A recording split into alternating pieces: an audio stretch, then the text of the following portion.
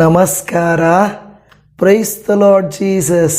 ಎಲ್ಲ ನನ್ನ ಪ್ರೀತಿಯ ದೇವಜನರೇ, ನನ್ನ ಪ್ರೀತಿಯ ಸಹೋದರಿ ಸಹೋದರರೇ, ದೇವಜನರೇ, ದೇವರನ್ನು ಪ್ರೀತಿಸಿ ಪ್ರತಿದಿನವೂ ದೇವರ ಸಮ್ಮುಖದಲ್ಲಿ ಬಂದು ನಿಮ್ಮ ಅಮೂಲ್ಯವಾದ ಸಮಯವನ್ನು ಅಮೂಲ್ಯವಾದಂಥ ಕಾರ್ಯಗಳಿಗೆ ವಿನಿಯೋಗಿಸುತ್ತಿರುವುದಕ್ಕಾಗಿ ಆ ದೇವಾದಿದೇವನಿಗೆ ಸ್ತೋತ್ರ ಮಾಡುತ್ತೇನೆ.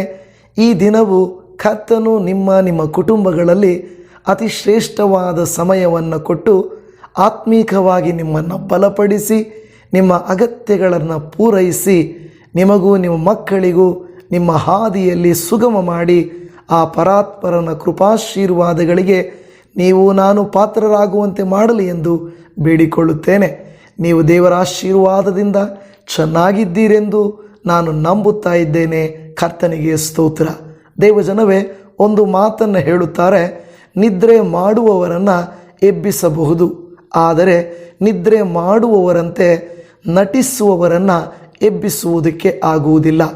ಅಂದರೆ ಇದರ ಅರ್ಥ ಏನು ಕೊಡುತ್ತೆ ಗೊತ್ತಾ? ನಿಜವಾಗಿಯೂ ಎದ್ದೇಳಬೇಕೆಂದಿರುವವನು ಯಾರ ಬಲವಂತವಿಲ್ಲದೆ, ಯಾರ ಒಂದು ಒತ್ತಡವಿಲ್ಲದೆ ಎದ್ದೇಳುತ್ತಾನೆ. ತಾನು ಜಯಿಸಬೇಕು, ತಾನು ಗುರಿ ಮುಟ್ಟಬೇಕು, ತನ್ನ ಕುಟುಂಬವನ್ನು, ನನ್ನ ಜೀವಿತವನ್ನು, ನನಗೆ ಸಂಬಂಧಪಟ್ಟವರನ್ನು ಈ ಹೀನ ಸ್ಥಿತಿಯಿಂದ ಉನ್ನತ ಸ್ಥಿತಿಗೆ ತರಬೇಕು ಎನ್ನುವಂಥವರು ಎದ್ದು ಶಾರೀರಿಕವಾದರೂ ಕಷ್ಟಪಡುತ್ತಾರೆ. ಇಲ್ಲದೆ ಹೋದರೆ, ದೇವರೇ ನನ್ನಿಂದ ದುಡಿಯಲಿಕ್ಕೆ ಆಗುವುದಿಲ್ಲ, ಆದರೆ ನಾನು ಎದ್ದು ನಿನ್ನ ಮೊರೆ ಇಡುತ್ತೇನೆ, ನಿನ್ನ ಸಹಾಯ ಕೋರುತ್ತೇನೆ. ಬಲಹೀನನಾದ ನನ್ನ ಮೊರೆಯನ್ನು ಕೇಳಿ ನನ್ನವರಿಗೂ ನನ್ನ ಕುಟುಂಬಕ್ಕೂ ಸಹಾಯ ಮಾಡು ಎಂದು ಹೋರಾಟದ ಪ್ರಾರ್ಥನೆಯನ್ನು ಮಾಡುತ್ತಾರೆ. ಅಂದರೆ ಅದು ಶಾರೀರಿಕವಾಗಿಯೂ ಮಾನಸಿಕವಾಗಿಯೂ ದುಡಿಯಬೇಕು, ಪ್ರಾರ್ಥಿಸಬೇಕು, ಹೋರಾಡಬೇಕು, ಗುರಿ ಮುಟ್ಟಬೇಕು ಎನ್ನುವಂಥ ಛಲ ಇದ್ದರೆ, ಸ್ವಯಂ ಶಿಸ್ತು ನಮ್ಮಲ್ಲಿ ಇದ್ದರೆ, ಖಂಡಿತವಾಗಿ ಒಂದು ವಿದ್ಯಾರ್ಥಿಯಾಗಿರಬಹುದು, ಒಂದು ಯೌವನಸ್ಥನಾಗಿರಬಹುದು, ಒಂದು ಸಾಂಸಾರಿಕರಾಗಿರಬಹುದು, ಅವರ ಪ್ರಯತ್ನಗಳಲ್ಲಿ ಫಲಿಸುವುದಕ್ಕೆ ಸಾಧ್ಯ. ಇನ್ನೊಬ್ಬರ ಬಲವಂತದಿಂದ ಯಾವಾಗಲೂ ಮಾಡುವ ಕೆಲಸ ಖಂಡಿತವಾಗಿ ಅದು ಮುಂದುವರಿಯುವುದಿಲ್ಲ. ಹಾಗಾದರೆ ದೇವರು ಈ ಪ್ರತ್ಯೇಕವಾದಂಥ ದಿನಗಳಲ್ಲಿ, ಅದರಲ್ಲಿ ಈ ಪ್ರತ್ಯೇಕವಾದಂಥ ದೇವರು ನೇಮಿಸಿದಂಥ ದೇವರ ದಿನದಲ್ಲಿ ದೇವರು ಏನು ವಾಕ್ಯದ ಮೂಲಕ ಮಾತನಾಡುತ್ತಾರೋ ನೋಡೋಣ ಬನ್ನಿ. ಈ ದಿನದ ಮುಖ್ಯವಾದ ದೇವರ ವಾಕ್ಯ ಮೊದಲ ಕೊರಿಂಥದವರಿಗೆ ಬರೆದ ಪತ್ರಿಕೆ 9ನೇ ಅಧ್ಯಾಯ 25ನೇ ವಾಕ್ಯ. ಅದರಲ್ಲಿ ಹೋರಾಡುವವರೆಲ್ಲರೂ ಎಲ್ಲ ವಿಷಯಗಳಲ್ಲಿ ಮಿತವಾಗಿರುತ್ತಾರೆ. ಅವರು ಬಾಡಿ ಹೋಗುವ ಜಯಮಾಲಿಕೆಯನ್ನು ಹೊಂದುವುದಕ್ಕೆ ಸಾಧನೆ ಮಾಡುತ್ತಾರೆ. ನಾವಾದರೂ ಬಾಡಿ ಹೋಗದ ಜಯಮಾಲಿಕೆಯನ್ನು ಹೊಂದುವುದಕ್ಕೆ ಸಾಧನೆ ಮಾಡುವವರಾಗಿದ್ದೇವೆ. ಆಮೇನ್, ಹಾಲೆಲೂಯ. ಕರ್ತನ ಪರಿಶುದ್ಧವಾದ ನಾಮಕ್ಕೆ ಸ್ತೋತ್ರ ಉಂಟಾಗಲಿ. ಈ ವಾಕ್ಯವನ್ನು ನೋಡುವಾಗ ಅವರಲ್ಲಿ ಹೋರಾಡುವವರೆಲ್ಲರೂ ಎಲ್ಲ ವಿಷಯಗಳಲ್ಲಿ ಮಿತವಾಗಿರುತ್ತಾರೆ. ಮಿತವಾಗಿರುವುದು ಅಂದರೆ ಕಂಟ್ರೋಲ್ ಮಾಡಿಕೊಳ್ಳುವಂಥದ್ದು. ಉದಾಹರಣೆಗೆ, ನೀವು ಒಂದು ಅಥ್ಲೀಟನ್ನು, ಒಂದು ಗೇಮ್ಸ್ ಆಡುವಂಥವರನ್ನು, ಒಂದು ಏನೋ ಸಾಧನೆ ಮಾಡುವಂಥವರನ್ನು ಗಮನಿಸುವುದಾದರೆ, ಅವರು ಅವರ ಜೀವಿತಗಳಲ್ಲಿ ಅನೇಕ ಕಾರ್ಯಗಳಿಗೆ ಮಿತವಾಗಿರುತ್ತಾರೆ. ಅಂದರೆ ತನಗೆ ಆಸೆ ಇರಬಹುದು, ಇಷ್ಟ ಇರಬಹುದು, ಅವಕಾಶ ಇರಬಹುದು, ಆದರೆ ಅವರನ್ನು ಅವರೇ ಸ್ವಯಂ ಶಿಸ್ತಿಗೆ ಒಳಪಡಿಸುತ್ತಾರೆ. ಸೆಲ್ಫ್ ಡಿಸಿಪ್ಲಿನ್ ಅಂತ ಏನು ಹೇಳುತ್ತಾರೋ ಅದನ್ನು ಮಾಡುತ್ತಾರೆ. ನಾನು ಒಂದು ಉದಾಹರಣೆಯನ್ನು ನಿಮಗೆ ಹೇಳಲಿಕ್ಕೆ ಇಷ್ಟಪಡುತ್ತೇನೆ. ನಿಮಗೆಲ್ಲ ಒಂದು ಟೆನ್ನಿಸ್ ತಾರೆ ನೋವಾಕ್ ಅನ್ನೋವ್ರ ಬಗ್ಗೆ ಗೊತ್ತಿರಬಹುದು. ನೋವಾಕ್ ಜೋಕೋವಿಕ್ ಅನ್ನುವಂಥವರು 2012ನೇ ಇಸ್ವಿಯಲ್ಲಿ ನಾವು ನೋಡುತ್ತಾ ಇದ್ದೇವೆ, ಅತ್ಯುತ್ತಮ ಅತಿ ಶ್ರೇಷ್ಠವಾದ ಆಟಗಾರರಾಗಿರುವಂಥ ರಫೇಲ್ ನಡಲ್ನ ವಿರುದ್ಧವಾಗಿ ಏನು ಮಾಡ್ತಾರೆ, ಅವರು ಟೆನ್ನಿಸನ್ನು ಆಡುತ್ತಾ ಇರುತ್ತಾರೆ. ಆ 2012ರಲ್ಲಿ ಟೆನ್ನಿಸನ್ನು ಆಡಬೇಕಾದರೆ ಆತನು ಮತ್ತು ನಡಾಲ್ನ ಮಧ್ಯೆ ಇರುವಂಥ ಒಂದು ಸುದೀರ್ಘವಾದಂಥ ಒಂದು ಪೈಪೋಟಿ 5 ಗಂಟೆ 33 ನಿಮಿಷ ನಿರಂತರವಾಗಿ ಅವರು ಆಡುತ್ತಾ ಇದ್ದರು. ಯಾಕೆಂದರೆ ಇಬ್ಬರು ಬಲಿಷ್ಠರು, ಒಂದು ಟೆನ್ನಿಸ್ ತಾರೆಯರು ಸೇರುವಾಗ ಅವರು ಬಿಟ್ಟುಕೊಡಲ್ಲ, ಇವರು ಬಿಟ್ಟುಕೊಡಲ್ಲ, ಹೋರಾಟ ಮಾಡಿ ಇಬ್ಬರು ಆಟವಾಡುತ್ತಾ ಇರುತ್ತಾರೆ. ಕೊನೆಗೇನಾಗುತ್ತೆ ಗೊತ್ತಾ? ಈ ನೋವಾಕ್ ಜೋಕೋವಿಕ್ ಏನಾಗ್ತಾರೆ? ಗೆದ್ದು ಬಿಟ್ಟಾಗ ಆ ಟೈಮಲ್ಲಿ ಅದು ಬಹಳ ಶ್ರೇಷ್ಠವಾದಂಥ, ಬಹಳ ಹೆಸರುವಾಸಿಯಾದಂಥ ನಡಾಲ್ ಅವರನ್ನು ಇವರು ಮಣಿಸಿದರ ಅನ್ನುವಷ್ಟು ಪ್ರಸಿದ್ಧರಾಗಿಬಿಟ್ರು. ಆ ಸಂದರ್ಭದಲ್ಲಿ ಅವರ ಕೋಚ್ ಹೇಳಿದರಂತೆ, ಏನಂತ? ನೋಡಪ್ಪ, ನಿನಗೆ ಬೇಕಾದದ್ದನ್ನು ತಿನ್ನು, ಈಗ ನೀನು ದೊಡ್ಡ ಮ್ಯಾಚನ್ನು ಗೆದ್ದಿದ್ದೀಯಾ ಅಂತ ಹೇಳಿದ್ರಂತೆ. ಆದರೆ ಅದಕ್ಕಿಂತ ಮುಂಚೆ 5 ಗಂಟೆ 33 ನಿಮಿಷ ನಿರಂತರವಾಗಿ ಅವರು ಆಟವಾಡಬೇಕಾದರೆ ಈ ಶಕ್ತಿ, ಈ ಸ್ಟ್ಯಾಮಿನಾ, ಈ ಒಂದು ಹೋರಾಟದ ಗುಣ ಎಲ್ಲಿಂದ ಬಂತು ಅಂತ ಹೇಳಿದಾಗ ಅವ್ರು ಹೇಳಿದ್ರಂತೆ, 2012ಕ್ಕಿಂತ ಹಿಂದೆಯಿಂದ, ಒಂದು ವೇಳೆ 2009, 10, 11, 12 ಇಲ್ಲವೇ 8, 2008ರಿಂದ 5 ವರ್ಷಗಳು ಅವರು ಚಾಕ್ಲೇಟನ್ನು ತಿಂದಿಲ್ವಂತೆ. ಚಾಕ್ಲೇಟ್ ಅಂದರೆ ಅವರಿಗೆ ತುಂಬ ಇಷ್ಟ. ಆದರೆ ಈ ಮ್ಯಾಚ್ಗಳಿಗೋಸ್ಕರ 5 ವರ್ಷ, 2008, 9, 10, 11, 12, 5 ವರ್ಷ ಅವರು ಚಾಕ್ಲೇಟನ್ನು ತಿಂದಿಲ್ಲ ಅಂತೆ. ಚಾಕ್ಲೇಟು ತಿಂದರೆ ಅವರ ದೇಹಕ್ಕೆ ಸ್ಟ್ಯಾಮಿನಾ ಬರಲ್ಲ, ಶಕ್ತಿ ಬರಲ್ಲ ಅಂತ ತಿಳ್ಕೊಂಡು ಯಾರೋ ಅವರಿಗೆ ಹೇಳಿಲ್ಲ, ಅವರಿಗೆ ಅವರೇ ನಿಗ್ರಹ ಮಾಡಿಕೊಂಡರು. ಅಂದರೆ ನಿಗ್ರಹ ಮಾಡಿಕೊಳ್ಳುವುದು ಅಂತ ಹೇಳಿದರೆ ಸೆಲ್ಫ್ ಡಿಸಿಪ್ಲಿನ್ ಮಾಡುವಂಥದ್ದು. ದೇವಜನವೇ, ಈ ದಿನ ಉಪವಾಸ ಮಾಡಿರಿ, ಉಪವಾಸ ಇಷ್ಟೇ ದಿನ ಮಾಡಿರಿ, ಇದನ್ನೆಲ್ಲ ತಿನ್ನಬೇಡಿರಿ ಎಂದು ಹೇಳುವುದಕ್ಕೆ, ನೋಡುವುದಕ್ಕೆ ಯಾರೂ ಇಲ್ಲದೆ ಇರಬಹುದು. ಕೆಲವು ಸಾರಿ ಕೇಳ್ತಾರೆ, ಅಯ್ಯ, ನಾವು ಉಪವಾಸ ಮಾಡುವಾಗ ನಾನು ಉಪವಾಸವಿದ್ದೇನೆ, ಇದನ್ನು ಕುಡಿಬೋದಾ, ಅದನ್ನು ತಿನ್ನಬಹುದಾ, ಇದನ್ನು ಮಾಡಬಹುದಾ ಅಂತ ಹೇಳ್ತಾರೆ. ದೇವಜನವೇ, ನಾನು ಹೇಳೋದಂದರೆ, ಕರ್ತನ ಮುಂದೆ ನಿಂತಿರುವ ನೀವು, ಕರ್ತನ ಮುಂದೆ ಉಪವಾಸ ಮಾಡುವ ನೀವು ಎಷ್ಟು ವೈರಾಗ್ಯವಾಗಿ, ಎಷ್ಟು ಶ್ರೇಷ್ಠವಾಗಿ, ಎಷ್ಟು ಉತ್ತಮವಾಗಿ ಉಪವಾಸ ಮಾಡುತ್ತೀರೋ ಅದು ನಿಮ್ಮ ದೇವರ ಮುಂದೆ ನಿಮ್ಮನ್ನು ಒಪ್ಪಿಸಿಕೊಡುತ್ತದೆ. ಏಸು ಕ್ರಿಸ್ತರು 40 ದಿವಸ ಅಡವಿಯಲ್ಲಿದ್ದುಕೊಂಡು ಉಪವಾಸ ಮಾಡಿದರು. ಅಲ್ಲಿ ಏನು ತಿನ್ನಲಿಕ್ಕೂ ಕುಡಿಲಿಕ್ಕೂ ಇಲ್ಲದ ಸ್ಥಳಕ್ಕೆ ಹೋಗ್ಬಿಟ್ರು. ಯಾಕೆಂದರೆ ಎಲ್ಲಿಯಾದರೂ ನನಗೆ ಶೋಧನೆ ಆಗಬಹುದು, ಎಲ್ಲಿಯಾದರೂ ನಾನು ತಿನ್ನುವಂತೆ ಪ್ರೇರೇಪಣೆಯಾಗಬಹುದು ಎಂದು ಹೇಳಿ ಹೋದರು. ಮೋಶೆ ಬೆಟ್ಟದ ಮೇಲೆ 40 ದಿವಸಗಳು ಉಪವಾಸ ಮಾಡಿದರು. ಈಗ ಹೌದು, ನಿಜಾನೇ, ಈ ಲೆಂಟ್ ಸೀಸನ್ಗೂ ಆ 40 ದಿವಸಗಳಿಗೂ ಯಾವುದೇ ಹೋಲಿಕೆ ಇಲ್ಲವೇ ಇಲ್ಲ. ಯಾಕೆಂದರೆ ಅದನ್ನು ಆಧಾರ ಮಾಡಿಕೊಂಡು ನಾವು ಲೆಂಟು ಮಾಡುತ್ತಿಲ್ಲ, ಮಾಡುವವರು ಅದಕ್ಕೆ ಆಧಾರವಲ್ಲ. ಆದರೆ ನಾನು ಹೇಳುತ್ತಿರುವುದು, ನಮ್ಮನ್ನು ನಿಗ್ರಹ ಮಾಡಿಕೊಳ್ಳಬೇಕಾದರೆ ನಮಗೆ ನಾವೇ ಶಿಸ್ತುಪಡಿಸಿಕೊಳ್ಳಬೇಕು. 40 ದಿವಸಗಳ ಉಪವಾಸ ಎನ್ನುವುದು, ಲೆಂಟ್ ಸೀಸನ್ ಅನ್ನುವುದು ಬೇರೆ ಬೇರೆ. ನಾನು ಹೇಳುವುದನ್ನು ಕನ್ಫ್ಯೂಸ್ ಮಾಡಿಕೊಳ್ಳಬೇಡ್ರಿ. ನಾನಿವತ್ತು ನಿಮ್ಮೊಟ್ಟಿಗೆ ಮಾತನಾಡುತ್ತಾ ಇರುವುದು ನಿಮ್ಮ ಮೇಲೆ ನಿಮಗೆ ಹಿಡಿತಾ ಇದ್ದರೆ ದೈವ ಕಾರ್ಯಗಳಲ್ಲಿ, ಉಪವಾಸಗಳಲ್ಲಿ ಯಾರೋ ನಿಮ್ಮನ್ನು ನೋಡುತ್ತಾ, ಯಾರೋ ನಿಮ್ಮನ್ನು ಕಂಟ್ರೋಲ್ ಮಾಡುತ್ತಾ, ಯಾರೋ ನಿಮಗೆ ಹೇಳಿಕೊಡುತ್ತಾ ಇರುವುದಲ್ಲ, ನೀವು ತಿಳಿದುಕೊಂಡು ಅದರಂತೆ ನಡೆಯುವುದು. ಎಲ್ಲಿ ನಾನು ಆ ನೀರಿನ ಬಳಿಯಲ್ಲಿ ಆಹಾರ ಸಿಗುವ ಸ್ಥಳದಲ್ಲಿ ಇದ್ದರೆ ಶೋಧನೆಗೊಳಪಡುತ್ತೇನೆಂದು ಯೇಸು ಸ್ವಾಮಿ ಅಡವಿಗೆ ಒಯ್ಯಲ್ಪಟ್ಟನು. ಅಡವಿಯಲ್ಲಿಯೂ ಸೈತಾನನು ಯೇಸು ಸ್ವಾಮಿಯನ್ನು ಬಿಡಲಿಲ್ಲ. ಅಡವಿಯಲ್ಲಿ ಬಂದು ರೊಟ್ಟಿಯ ಮೂಲಕ, ಹಣ ಆಸ್ತಿ ಐಶ್ವರ್ಯಗಳ ಮೂಲಕ, ಅಧಿಕಾರದ ಮೂಲಕ ಶೋಧನೆಯನ್ನು ಮಾಡಿದರು. ಆದರೆ ಯೇಸು ಸ್ವಾಮಿ ತಾನು ತೀರ್ಮಾನ ಮಾಡಿಕೊಂಡರು. ಯಾರೋ ಹೇಳಿ ಕಳುಹಿಸಲಿಲ್ಲ, ನೀನು ಹೋಗಿ 40 ದಿವಸ ಉಪವಾಸ ಮಾಡು ಎಂದು ಹೇಳಲಿಲ್ಲ. ಇವತ್ತು ನಿಮಗೆ ಯಾರೋ ಹೇಳುವುದಲ್ಲ, ಇಲ್ಲವೇ ಈಗ ಮಾಡಿರಿ ಎಂದು ಹೇಳುವುದಲ್ಲ.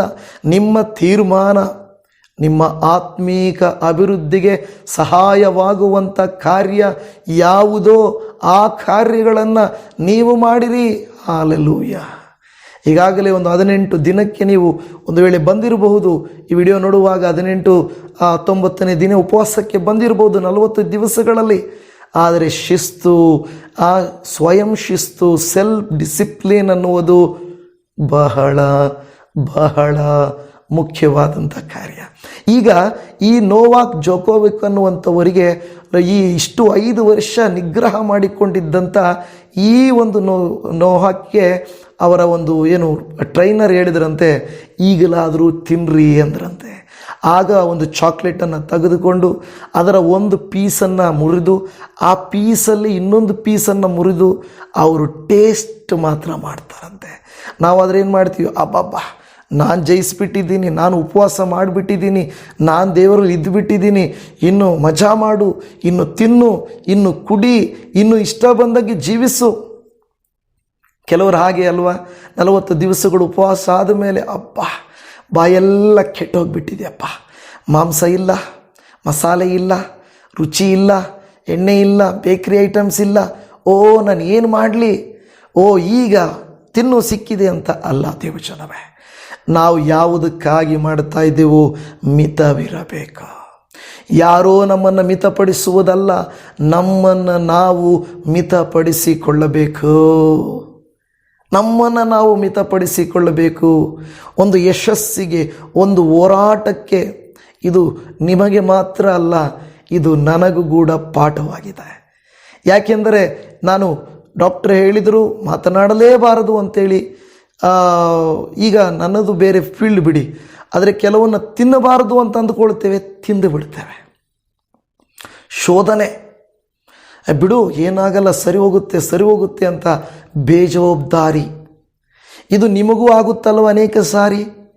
ಬೇಜವಾಬ್ದಾರಿಯಿಂದ ಸ್ವಯಂ ಶಿಸ್ತನ್ನು ನಾವು ಕಳೆದುಕೊಂಡು ಬಿಡ್ತಾ ಇರ್ತೇವೆ. ನನ್ನ ಪ್ರಿಯ ದೇವಜನವೇ, ದೇವರ ವಾಕ್ಯ ಇಲ್ಲಿ ಹೇಳುತ್ತಿರುವುದನ್ನು ಗಮನಿಸಿರಿ. ಇಲ್ಲಿ ಹೇಳುತ್ತಿರುವ ಮಾತು, ಎಲ್ಲ ವಿಷಯಗಳಲ್ಲಿ ಮಿತವಾಗಿರುತ್ತಾರೆ. ಏನೋ ಲೌಕಿಕವಾಗಿ ಹೋರಾಡುವಂಥವರು ಎಲ್ಲ ವಿಷಯಗಳಲ್ಲಿ, ಅವರು ಕುಡಿಯುವ ನೀರು, ಅವರು ತೆಗೆದುಕೊಳ್ಳುವ ಊಟ, ಅವರು ಮಾಡುವ ವ್ಯಾಯಾಮ, ಅವರು ಎದ್ದೇಳುವ ಸಮಯ, ಈ ಒಂದು ಸಮಯಗಳಲ್ಲಿ ನೋಡ್ರಿ, ಮಕ್ಕಳನ್ನು ಎಕ್ಸಾಮ್ ಇದೆ ಅಂತ ಹೇಳಿದ್ರು ಕೆಲವರು,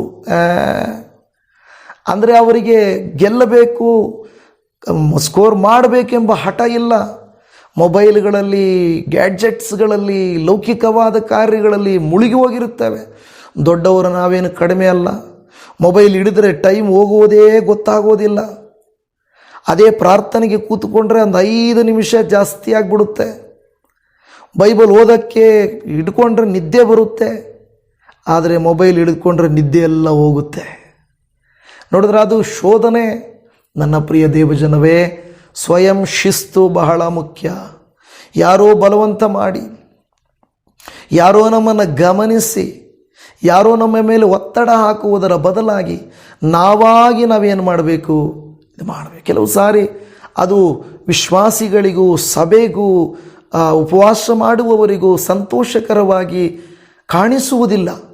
ಅದಕ್ಕೆ ಇಬ್ರಿಯ ಗ್ರಂಥದಲ್ಲಿ ನಾವು ನೋಡುತ್ತೇವೆ, 12ನೇ ಅಧ್ಯಾಯ 11ನೇ ವಾಕ್ಯದಲ್ಲಿ, ಯಾವ ಶಿಕ್ಷೆಯಾದರೂ ತತ್ಕಾಲಕ್ಕೆ ಸಂತೋಷಕರವಾಗಿ ತೋಚದೆ ದುಃಖಕರವಾಗಿ ತೋಚುತ್ತದೆ, ಆದರೂ ತರುವಾಯ ಅದು ಶಿಕ್ಷೆ ಹೊಂದಿದವರಿಗೆ ನೀತಿ ಎಂಬ ಫಲವನ್ನು ಕೊಟ್ಟು ಮನಸ್ಸಿಗೆ ಸಮಾಧಾನವನ್ನು ಉಂಟು ಮಾಡುತ್ತದೆ. ಇಲ್ಲಿ ದೇವಜನದಲ್ಲಿ ಹೇಳ್ತದೆ, ಯಾವ ಶಿಕ್ಷೆಯಾದರೂ ತತ್ಕಾಲಕ್ಕೆ ಸಂತೋಷಕರವಾಗಿ ತೋಚದೆ ದುಃಖಕರವಾಗಿ ತೋಚುತ್ತದೆ. ಹೌದು, ಮಕ್ಕಳಿಗೆ ಹೇಳುವಾಗ ಕೋಪ ಮಾಡಿಕೊಳ್ತಾರೆ, ಮೊಬೈಲ್ ಮುಟ್ಟಬೇಡ, ಹೇಳಿದ ಮಾತು ಕೇಳು, ಈ ಥರ ನಡ್ಕೋ ಅಂದರೆ ಇಷ್ಟ ಆಗಲ್ಲ. ಯವನಸ್ಥರಿಗೆ ನಿನ್ನ ಫ್ರೆಂಡ್ಸ್ ಜೊತೆ ಹೋಗಬೇಡ, ಅಂಥದನ್ನು ಮಾತಾಡಬೇಡ, ಅಂಥದನ್ನು ನೋಡಬೇಡ ಅಂದರೆ ಇಷ್ಟ ಆಗಲ್ಲ.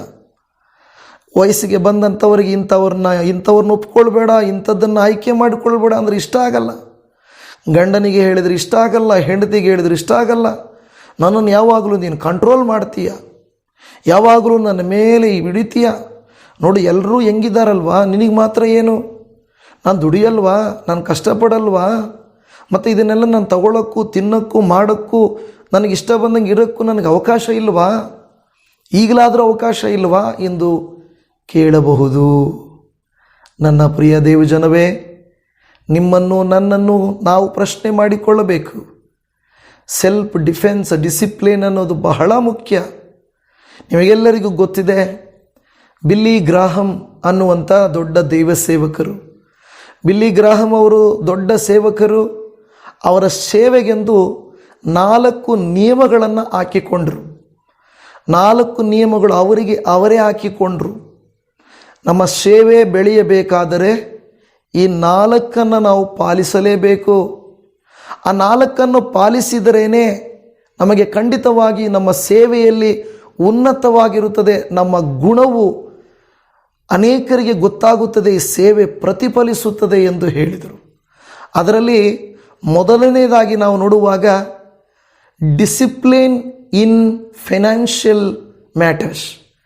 ಮೊದಲನೇದಾಗಿ ಹಣದ ವಿಷಯದಲ್ಲಿ ಜಾಗರೂಕರಾಗಿರಬೇಕು, ಯಥಾರ್ಥವಾದಿಗಳಾಗಿರಬೇಕು. ಎರಡನೇದಾಗಿ ಯಾವ ಹೆಂಡತಿಯಲ್ಲದೆ ಬೇರೊಬ್ಬ ಸ್ತ್ರೀಯೊಟ್ಟಿಗೆ ಒಂಟಿಯಾಗಿ ಇರಬಾರ್ದು. ಮೂರನೇದು ಬೇರೆ ಸೇವೆಗಳನ್ನು ತೆಗಳಬಾರದು. ನಾಲ್ಕನೇದಾಗಿ ಪ್ರತಿನಿತ್ಯ ಪ್ರಾರ್ಥನೆ ಮತ್ತು ವಾಕ್ಯ ಧ್ಯಾನದಲ್ಲಿ ಇರಬೇಕು. ಇದು ಸೆಲ್ಫ್ ಡಿಸಿಪ್ಲಿನ್ಗೆ ಆ ಸಂಸ್ಥೆ ಮಾಡಿಕೊಂಡ ಮ್ಯಾನಿಫೆಸ್ಟೋ. ಈಗೆಲ್ಲ ಸರ್ಕಾರಗಳು, ರಾಜಕೀಯ ಸರ್ಕಾರಗಳು ನಾವು ಇದನ್ನು ಫ್ರೀ ಕೊಡ್ತೇವೆ, ಅದನ್ನು ಫ್ರೀ ಕೊಡ್ತೇವೆ ಅಂತ ಅವರ ಇದರಲ್ಲಿ ಬರೆದು ಕೊಡ್ತಾರಲ್ವ, ಪಾಂಪ್ಲೆಟಲ್ಲಿ, ಅದೇ ಮ್ಯಾನಿಫೆಸ್ಟೋ.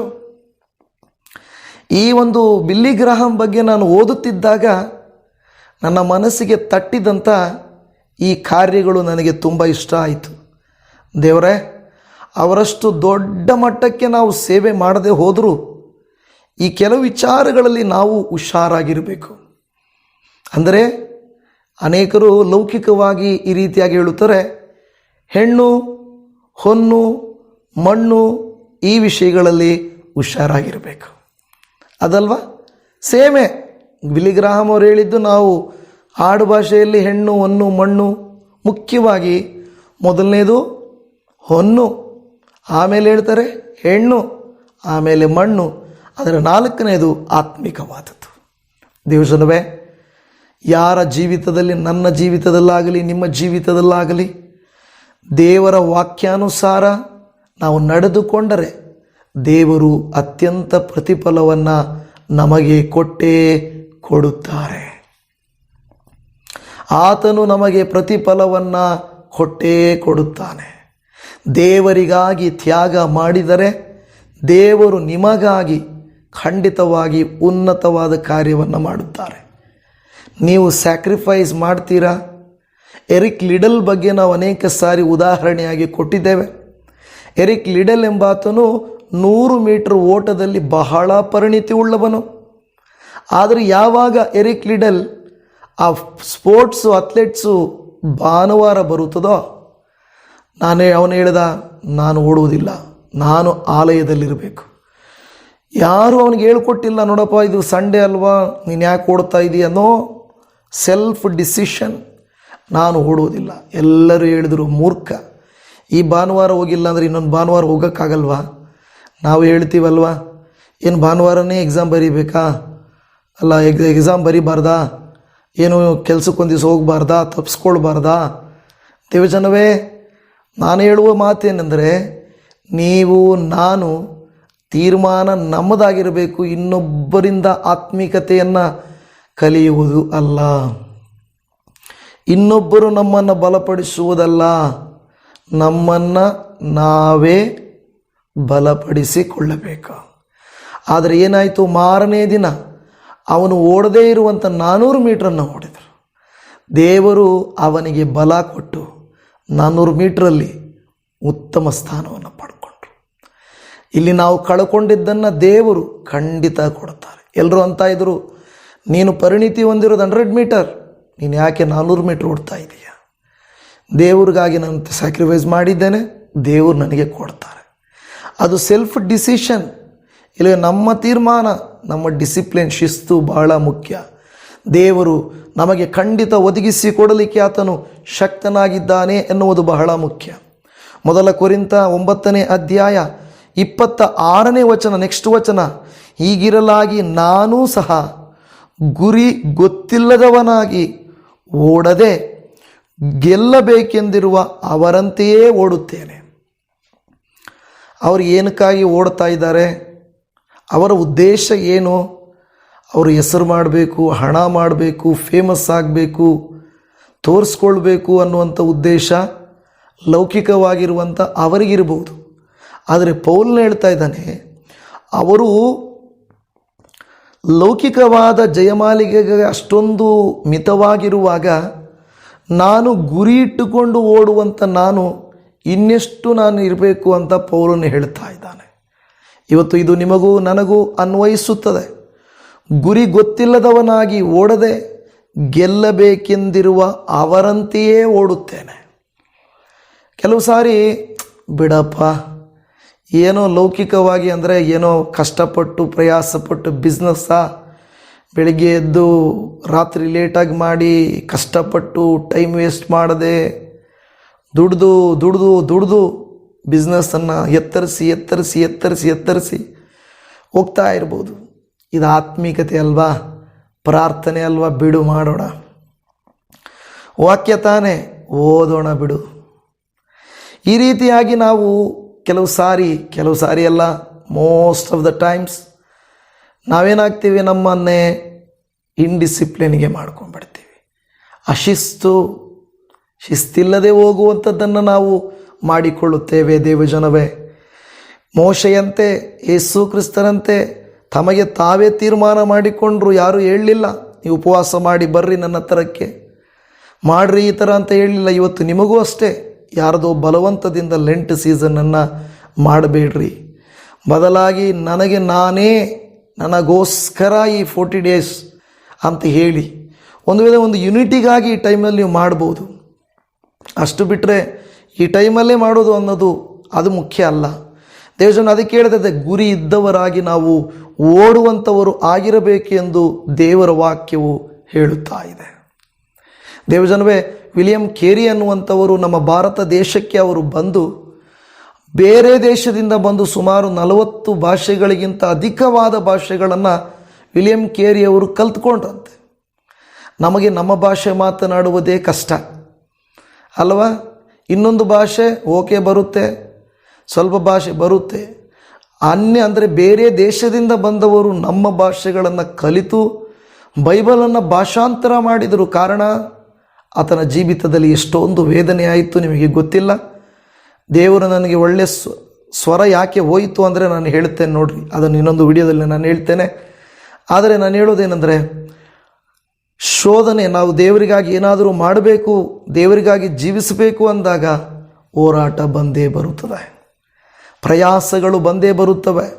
ಆದರೆ ನಾವು ಶಿಸ್ತಿನಿಂದ, ಸ್ವಯಂ ಶಿಸ್ತು ಬಹಳ ಮುಖ್ಯ.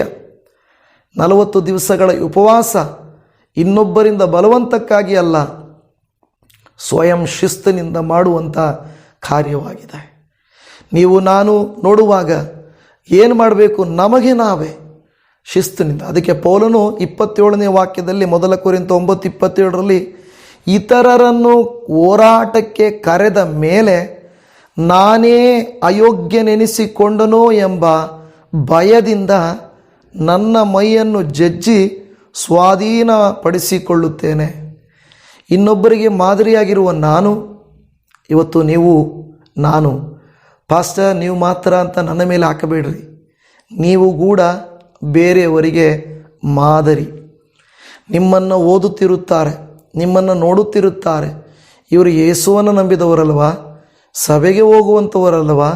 ಹಾಗಿದ್ದು ಮತ್ತು ಇವರಲ್ಲಿ ಏನು ವ್ಯತ್ಯಾಸವಿಲ್ಲವಲ್ಲ, ಇವರಲ್ಲಿ ಒಂದು ಬದಲಾವಣೆ ಇಲ್ಲವಲ್ಲ ಎಂದು ಅವರು ಅಂದುಕೊಳ್ಳಬಾರದು. ಆದುದರಿಂದ ನಾವು ಕ್ರಿಸ್ತನ ರಾಯಭಾರಿಗಳು.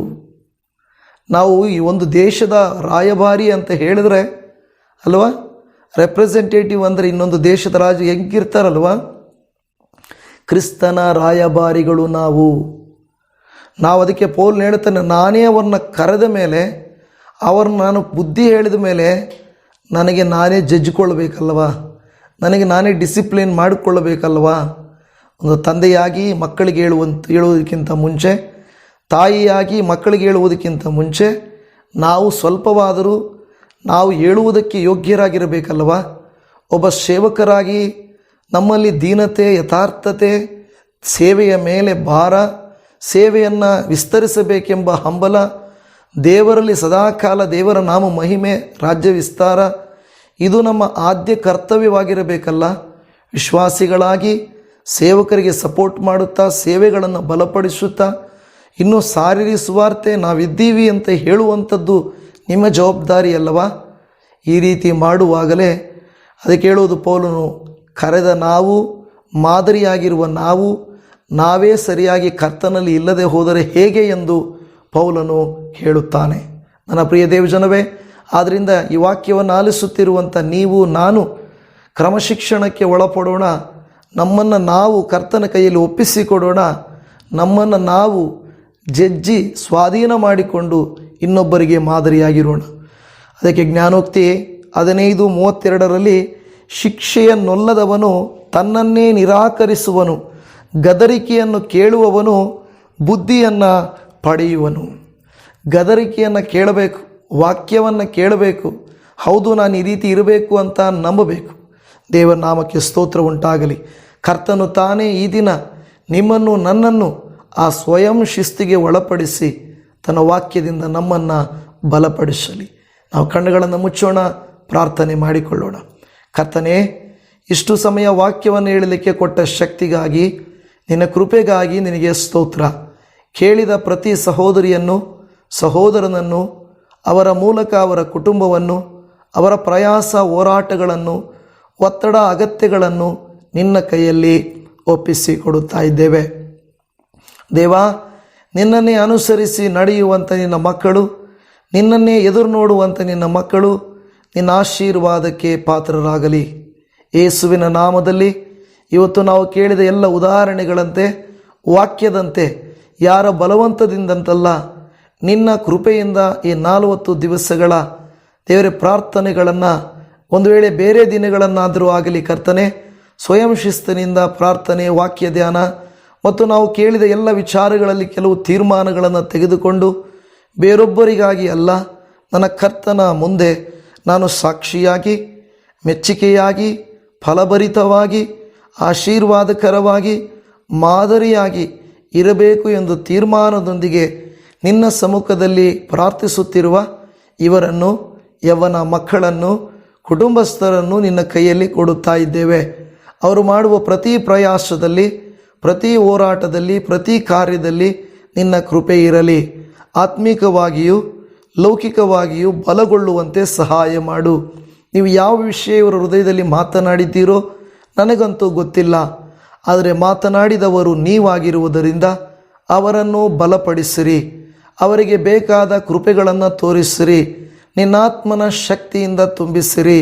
ನೀವೇ ಈ ಮೊರೆಯನ್ನು ಆಲಿಸಿ ಸದುತ್ತರವನ್ನು ದಯಪಾಲಿಸಿಕೊಟ್ಟು ಅವರಿಗೆ ಬೇಕಾದಂಥ ಎಲ್ಲ ಪರಲೋಕದ ಕೃಪಾ ವರದಾನಗಳನ್ನು ತುಂಬಿಸಿಕೊಡಿರಿ. ನಿನ್ನಲ್ಲಿ ಬಲವಾಗಿ ನಿಂತು, ಸ್ಥಿರವಾಗಿ ನಿಂತು, ಅನೇಕರಿಗೆ ಮಾದರಿಯಾಗಿದ್ದುಕೊಂಡು ನಿನ್ನಿಂದ ಸಿಗುವ ದಿವ್ಯ ಫಲಗಳನ್ನು ಹೊಂದಿಕೊಳ್ಳುವಂತೆ ಇವರನ್ನು ಆಶೀರ್ವಾದ ಮಾಡಿರಿ. ಅಪ್ಪ, ನಾವು ಬಲಹೀನರೇ, ಹೋರಾಟಗಳು ಬರುತ್ತವೆ.